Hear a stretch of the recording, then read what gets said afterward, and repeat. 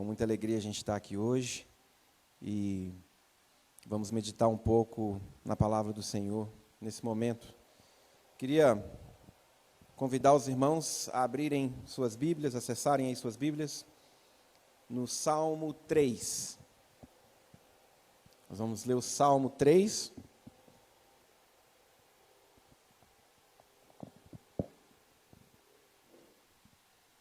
Eu vou ler na versão da Bíblia que nós temos aqui na CPC, você que pegou a Bíblia lá atrás, na NVT, Nova Versão Transformadora. O Salmo 3 é um salmo de Davi, quando ele fugia de Absalão, seu filho. A gente vai falar um pouquinho disso.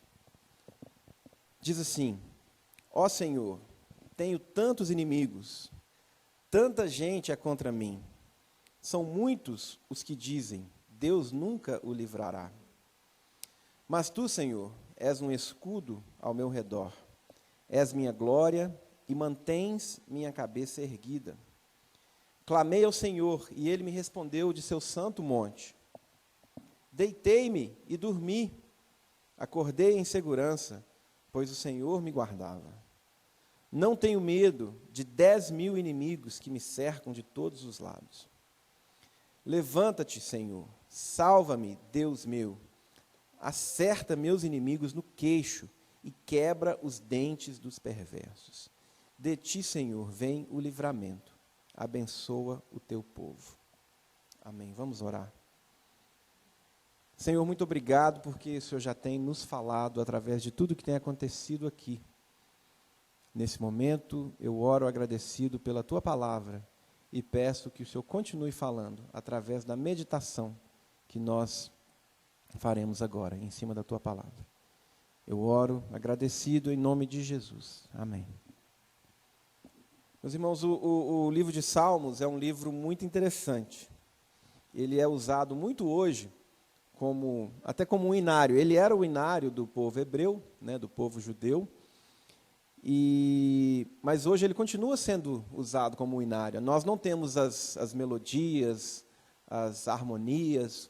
Eu fico curioso, às vezes, para saber como é que será que eles cantavam isso aqui, né? Certamente é de uma forma bem diferente do que a gente faz hoje. Mas ele continua sendo usado como um inário. Nós temos vários salmos musicados, né, no português. E ele também é usado como um guia devocional e como um livro de orações. A gente tem muitos tipos de orações diferentes no livro de Salmos. E talvez o motivo que ele é usado como um guia devocional, como um livro de orações até hoje, seja um dos motivos, seja o fato que os salmos eles tratam de coisas que estão muito ligadas à nossa realidade, né? Os salmos eles expressam as mais variadas emoções, sentimentos, tristeza, alegria, ação de graças, né? Nós temos vários tipos de salmos. Salmos de lamento, salmos de ação de graça, salmos imprecatórios que clamam aí pela punição de Deus aos nossos inimigos.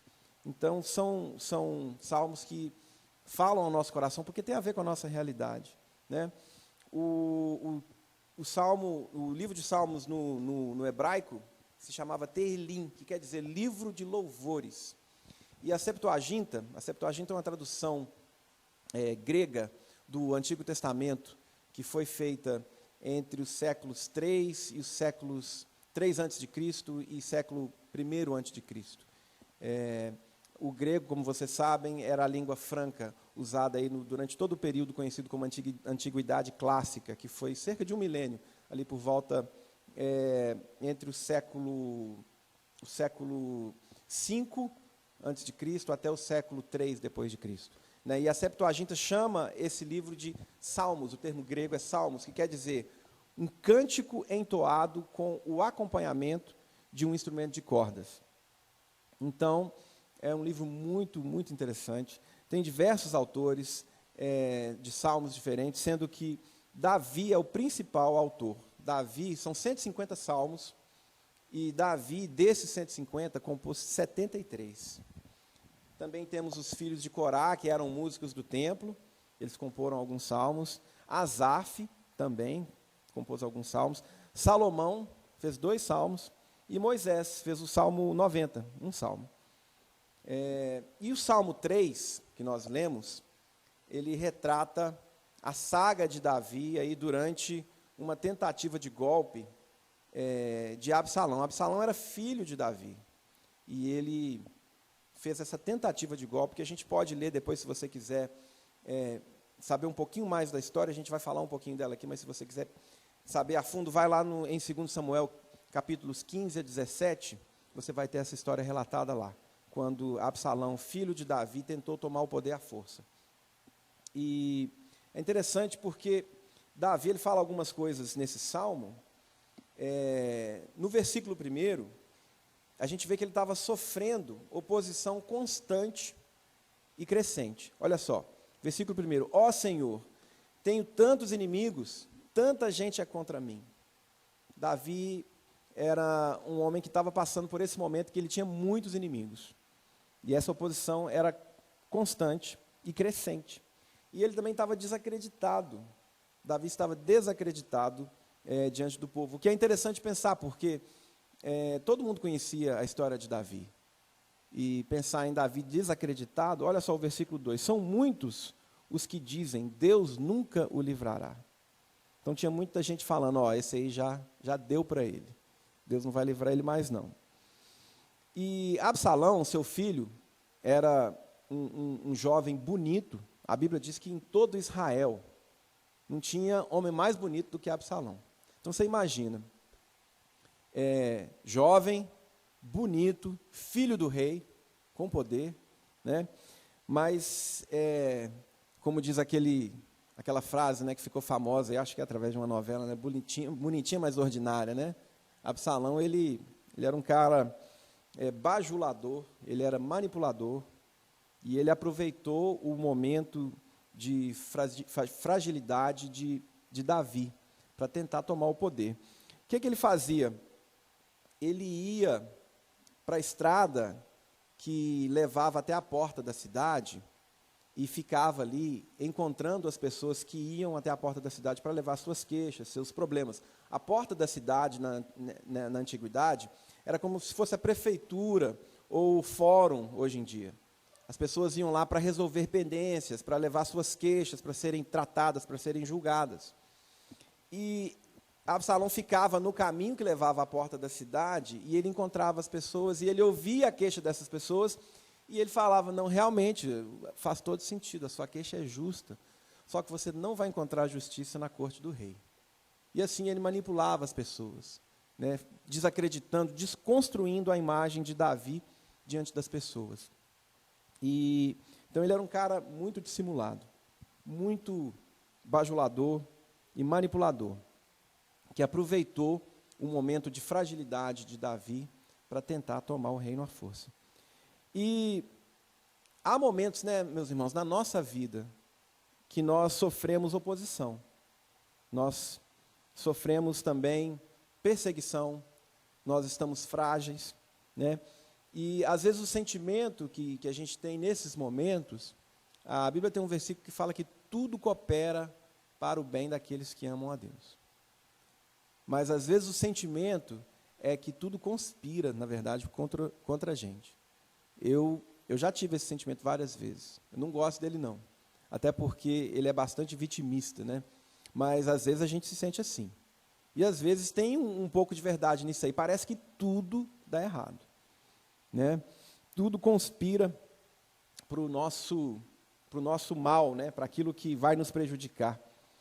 Às vezes, essa situação de fragilidade, de desesperança, de dificuldades que a gente se encontra nela, às vezes ela tem raiz no nosso pecado mesmo, no nosso comportamento. O fato é que nós temos a capacidade de fazer muitas escolhas erradas, não é isso? Eu já me peguei fazendo coisas, pecando mesmo, e depois chegando numa situação onde eu estava enfrentando uma dificuldade muito grande, que era consequência do meu erro. Então, é muito importante a gente buscar viver uma vida de santidade, uma vida de de temor a Deus, de buscar saber a vontade de Deus, de buscar viver em comunhão com Deus, porque quanto mais próximo de Deus a gente viver, mais longe do pecado a gente vai viver. Mas a palavra nos adverte que o pecado ele jaz à porta. Então a gente tem que tomar cuidado, porque às vezes nossas escolhas, elas vão nos levar a uma situação de dificuldade. E não era diferente com Davi, porque se você for lá no capítulo 7 de 2 Samuel, você vai ver uma conversa de Natã, o profeta Natã, com Davi, e você vai ver que parte do que ele está passando aqui é consequência do erro dele. Se vocês se lembram, já tinham passado o caso de adultério de Davi, o caso que Davi mandou matar o marido da mulher com quem ele adulterou. E Natã confrontou Davi, e o que ele estava passando aqui era, em parte, consequência desse erro, desse pecado, de assassinato, de adultério. E às vezes a gente faz isso. Às vezes o nosso próprio comportamento, as nossas próprias ações nos levam a uma situação de dificuldade. Nós temos que tomar cuidado com isso, né? E em Hebreus 12, versículo 6, diz que o Senhor, Ele disciplina aqueles quem Ele ama. Hebreus 12, 6. Vamos ler aqui.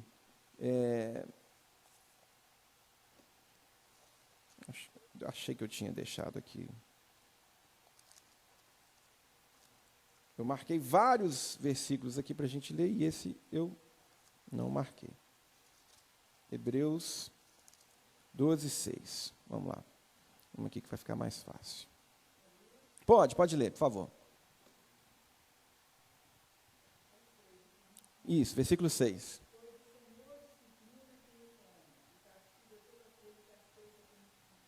O Senhor disciplina a quem Ele ama e castiga todo aquele que aceita como filho. Então, a disciplina de Deus, ela acontece, gente, é uma realidade na nossa vida. Às vezes, nós vamos ser disciplinados por Deus, mas isso é um bom sinal, porque Ele faz isso porque Ele nos ama. Não é assim com nossos filhos? Se a gente não se importasse com nossos filhos, a gente não os disciplinaria, certo? Está aqui o Daniel de prova, que às vezes eu faço algumas coisas que ele não gosta, né? Mas é porque eu amo o Daniel. E Deus faz isso com a gente, porque Ele nos ama, né? Agora, se às vezes nós nos encontramos em situações que nós mesmos causamos, com o nosso comportamento, com o nosso pecado, às vezes também, as lutas e provações que a gente passa, elas não têm nada a ver com o nosso pecado. Não é isso? Nem tudo que acontece de dificuldade na nossa vida é consequência do nosso pecado. Jesus mesmo falou, em João 16, 33, no mundo tereis aflições, mas tende bom ânimo, eu venci o mundo. Nós vivemos num mundo caído, e por causa disso, nós passamos por situações, momentos difíceis, que não necessariamente têm a ver com um pecado pessoal nosso. Tem a ver com a vida, que é difícil. A vida é difícil, todos nós sabemos disso. Não é fácil. Lutas e provações fazem parte, porque é nesse mundo que a gente está vivendo, né? Então, nem sempre nós vamos estar passando por uma situação difícil por causa do nosso pecado. A gente está passando por uma situação difícil porque a vida é assim, e acontece. Mas a gente tem a garantia que Jesus nos deixou, que Ele estaria com a gente todos os dias, certo? Eis que estou convosco, todos os dias, até a consumação do século. Então, mesmo passando por essas situações, nós sabemos que nós temos a presença de Jesus com a gente. Bom, e o que acontece com Davi nessa situação? Ele se lembrou de algumas coisas. Ele viu que, na verdade, o Senhor é Deus presente, e é o Senhor que nos assiste em nossa angústia. Olha só, ele se lembrou que Deus o tratava individualmente. Nós vemos isso no versículo 3 e no versículo 4 do Salmo que nós lemos. Mas tu, Senhor, és um escudo ao meu redor, és minha glória e mantens minha cabeça erguida. Clamei ao Senhor e Ele me respondeu de seu santo monte. Deus era um escudo para Davi, ele se lembrou disso. E esse aqui eu deixei marcado, sim. Olha só o contraste o contraste entre dois versículos aqui. O que nós acabamos de ler no Salmo, e lá em 2 Samuel 15, versículo 30. 2 Samuel 15, 30, que trata dessa situação. Olha o que estava acontecendo. Davi, porém, continuou subindo o Monte das Oliveiras, caminhando e chorando. Isso aqui está falando da fuga de Davi. Caminhando e chorando, com a cabeça coberta e os pés descalços. E todos os que iam com ele também tinham a cabeça coberta e subiam chorando. Olha que contraste, né? Davi estava chorando, caminhando com a cabeça coberta, descalço. Parecia que toda a glória de Davi, a glória de Israel, tinha chegado ao fim, né? O fim de uma era. Mas aqui no versículo 3 ele fala: Tu, Senhor, és um escudo ao meu redor, és minha glória e mantens minha cabeça erguida. Davi se lembrou da sua história. Davi se lembrou da sua história. E nós, às vezes, nesses momentos de dificuldade que nós passamos, nós precisamos nos lembrar que Deus nos trata individualmente e nós precisamos nos lembrar da nossa história. Olha só, Davi, todo mundo conhece, a história mais famosa de Davi é Davi matando o gigante Golias, certo? Então, Davi, ele sabia disso, já tinha acontecido com ele. Depois de Golias, foram só vitórias.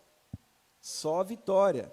Davi se tornou rei, e o território de Israel foi aumentando no governo de Davi. Só sucesso, expansão do reino. Então, Davi se lembrou disso. E ele tinha muita ciência que essa expansão do reino, todas as vitórias que ele tinha tido, eram consequência da bênção de Deus na vida dele. Davi sempre se lembrava disso. A gente pode ver que ele tinha vários defeitos, como nós também temos. Mas uma coisa que Davi sempre fez foi reconhecer a mão de Deus sobre a vida dele. Nós precisamos fazer a mesma coisa. Ele se lembrou da história dele. Olha só, lá no versículo 7. Levanta-te, Senhor, salva-me, Deus meu, acerta meus inimigos no queixo e quebra os dentes dos perversos. Na versão daqui da Revista e Atualizada, diz o seguinte, põe isso no passado. Na verdade, fala de algo que Deus faz. Levanta-te, Senhor, salva-me, Deus meu, pois feres nos queixos a todos os meus inimigos e aos ímpios quebra os dentes. Então, Davi sabia que os inimigos que ele tinha enfrentado, todo o sucesso que ele tinha tido até então, eram responsabilidade única de Deus. 2 Samuel 7, versículos 8 a 11. Okay? 2 Samuel 7, versículos 8 a 11. É uma conversa aqui de Deus falando com Davi. Okay? Olha só. E tem feito desde a época em que me nomeei juízes sobre Israel, o meu povo. Deixa eu voltar aqui, na verdade, no versículo 10. E providenciarei um lugar. Não, eu estou lendo. Estou começando lá atrás, lá na frente, na verdade. Versículo 8. Agora, pois, diga ao meu servo Davi. Isso aqui é Deus falando através de Natã, o profeta, durante essa situação da disciplina de Davi ali. Assim diz o Senhor dos Exércitos: eu o tirei das pastagens, onde você cuidava dos rebanhos, para ser o soberano de Israel, o meu povo. Sempre estive com você, para onde você andou, por onde você andou, e eliminei todos os seus inimigos. Agora eu o farei tão famoso quanto os homens mais importantes da terra. E providenciarei um lugar para Israel, o meu povo, e os plantarei lá, para que tenham o seu próprio lar, e não mais sejam incomodados. Povos ímpios não mais os oprimirão, como fizeram no início, e têm feito desde a época em que nomeei juízes sobre Israel. Eu não lembrava que a letra dessa Bíblia era tão pequenininha. Isso aqui Deus falando com Davi, gente. E Davi se lembrou disso. Ele se lembrou de tudo que Deus já tinha feito. E às vezes nós precisamos nos lembrar do que Deus já tem feito na nossa vida. Deus é fiel. Deus é fiel. Nós cantamos que Deus é fiel. E Deus é fiel hoje. Ele foi fiel ontem. E Ele vai continuar sendo fiel no futuro. Quando a gente se lembra da nossa história, é muito edificante. A gente precisa fazer isso. Isso é um exercício indispensável na nossa vida. Se lembrar daquilo que Deus já fez. Como diz Lamentações 3, 21, 22. Lamentações 3, 21, 22. É um texto muito conhecido. Nós, inclusive, cantamos uma canção aqui, que foi escrita em cima desse texto. Quero trazer à memória o que me pode dar esperança. E o 22 diz o seguinte: as misericórdias do Senhor são a causa de não sermos consumidos, porque as suas misericórdias não têm fim. Na NVI fala que as misericórdias do Senhor são inesgotáveis. Eu gosto dessa palavra, inesgotáveis. A gente tem que trazer isso à nossa memória, porque isso nos dá esperança. E pensa aí, de onde que Deus já te tirou?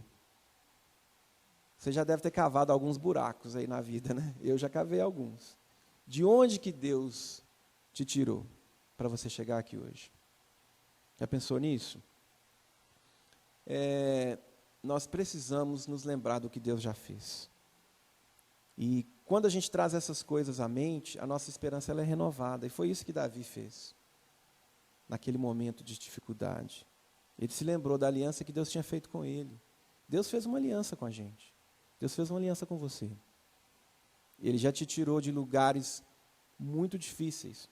E talvez, eu não sei o que você está passando hoje, talvez hoje seja um lugar difícil que você está. Mas Ele já te tirou no passado. Ele pode te tirar novamente hoje. A gente precisa trazer à memória o que nos traz esperança. Lembrar que Deus é fiel. E o Deus que foi fiel ontem, Ele continua sendo fiel hoje. Amém? Uma coisa que a gente precisa se lembrar também é que verdade, eu gosto muito de falar isso, eu escutei isso uma vez e eu gosto muito disso, que verdade é o que Deus diz que é verdade. Sabe por quê, gente? O nosso coração ele é muito enganoso, né? Ele é muito enganoso. E às vezes a gente acha que verdade é o que o Jornal Nacional diz, é o que o comentarista econômico diz, verdade é o que o médico diz, com todo respeito à medicina. Verdade não é isso. Às vezes eles podem até estar falando uma verdade, mas verdade é o que Deus diz, não o que as pessoas à nossa volta dizem. Às vezes, nem o que a gente mesmo diz é verdade. A nossa visão ela é muito míope, distorcida, limitada, e às vezes a gente acha que está vendo a verdade, e na verdade não está. Então, verdade é o que Deus diz que é verdade. E um texto que mostra isso para mim tão claramente, está lá em Mateus 14, versículos 22 a 31. É o texto de Pedro andando sobre as águas. Eu acho esse texto simplesmente sensacional. Mateus 14, 22 a 31, diz o seguinte: logo a seguir, compeliu Jesus os discípulos a embarcar e passar adiante dele, para o outro lado, enquanto ele despedia as multidões. E despedidas as multidões, subiu ao monte a fim de orar, sozinho. Em caindo a tarde, lá estava ele, só. Entretanto, o barco já estava longe, a muitos estados da terra, açoitado pelas ondas, porque o vento era contrário. Na quarta vigília da noite, foi Jesus ter com eles, andando por sobre o mar. E os discípulos, ao verem-no andando sobre as águas, ficaram aterrados e exclamaram: é um fantasma. E tomados de medo, gritaram. A situação parece engraçada, né? Os discípulos aqui achando que Jesus era um fantasma. Mas você imagina, eles estão no meio lá do mar, lá da Galileia, vento contrário, e aí eles veem alguém andando sobre as águas. Realmente eu não saberia o que pensar, né? Era escuro. Mas Jesus imediatamente lhes disse: tende bom ânimo, sou eu, não temais. Respondendo-lhe Pedro, disse: se és tu, Senhor, manda-me ir ter contigo por sobre as águas. Pedro é sensacional. E ele disse: vem. E Pedro, descendo do barco, andou por sobre as águas e foi ter com Jesus. Reparando, porém, na força do vento, teve medo e, começando a submergir, gritou: salva-me, Senhor. E prontamente Jesus, estendendo a mão, tomou e lhe disse: homem de pequena fé, por que duvidaste? Subindo ambos para o barco, cessou o vento. A gente gosta de falar muito que Pedro duvidou, e ele de fato duvidou, tanto que ele começou a afundar. Mas, gente, ele andou sobre as águas. Pedro andou sobre as águas. E eu acho Pedro sensacional. Se é o Senhor mesmo, manda eu ir ter com o Senhor. E se fosse um fantasma? Olha o risco que ele estava correndo. Né? Ele queria ter certeza que é Jesus. E Jesus falou: vem. E ele fez o quê? Ele foi. Pedro era pescador experiente. Ele não sabia nada de física. Ele não sabia que para um corpo flutuar sobre as águas, a densidade desse corpo tem que ser menor do que a densidade da água. Ele não sabia nada disso. Mas ele sabia que ele afundaria. Porque ele era pescador. E Jesus falou: vem. E naquele momento ali, Pedro, ele decide acreditar na verdade de Jesus. Ele decidiu naquele momento que verdade era o que Jesus falava. E não o que ele sabia, não o conhecimento dele do mar, do peso dele, das propriedades da água. Ele decidiu acreditar que verdade era o que Jesus estava falando. E ele foi. E enquanto ele acreditou nisso, ele andou. Às vezes, a gente precisa tomar a mesma decisão de Pedro, de acreditar que verdade é o que Deus está falando com a gente, e não o que aquelas pessoas ao nosso redor muitas vezes nos falam, ou até mesmo a gente mesmo se fala. A gente precisa acreditar que verdade é o que Deus está falando, e Deus já nos mostrou isso diversas vezes na nossa vida, não é certo? Ele já nos mostrou que verdade é o que Ele fala. A gente pode listar aqui vários milagres que já aconteceram com a gente, com pessoas que a gente conhece. A gente precisa trazer isso à mente, para que a gente possa ter esperança, trazer à memória o que nos traz esperança. Porque se nós cremos, nós podemos dormir em paz. Não é isso? Hoje a gente tem coisa pior do que ter uma noite ruim de sono. Você acorda destruído, você acorda mal, e às vezes a gente dorme preocupado. E ter uma noite boa de sono, dormir em paz, é a melhor coisa que tem. E olha só o que aconteceu com Davi aqui. A gente volta lá para o Salmo 3, no versículo 5. Ele fala assim: deitei-me e dormi, acordei em segurança, pois o Senhor me guardava. Então, Davi dormiu durante um determinado momento lá. Ele se lembrou da fidelidade de Deus, ele se lembrou das obras de Deus na vida dele, e ele deitou e dormiu. Como é que está o seu sono ultimamente? Como é que está aí a sua preocupação? E normalmente as preocupações, os problemas que a gente está enfrentando, eles chegam mais forte na hora de dormir, né? Chegam mais forte na hora de dormir. Mas a gente pode trazer à memória o que nos traz esperança e lembrar que Deus é fiel. E a gente pode entregar essas coisas na presença de Deus, deitar e dormir e acordar em segurança, porque é o Senhor que nos guarda. Amém, gente? Nós precisamos nos lembrar disso, nós podemos dormir em paz. A paz de Deus, ela é diferente da paz do mundo. Nós cantamos aqui, né, de uma paz que excede todo o entendimento. É muito interessante você ter todos os motivos para estar em conflito, para estar preocupado, mas você está em paz. Isso é coisa de Deus. Porque a paz de Deus, ela é diferente da paz do mundo. Jesus falou em João 14, 27.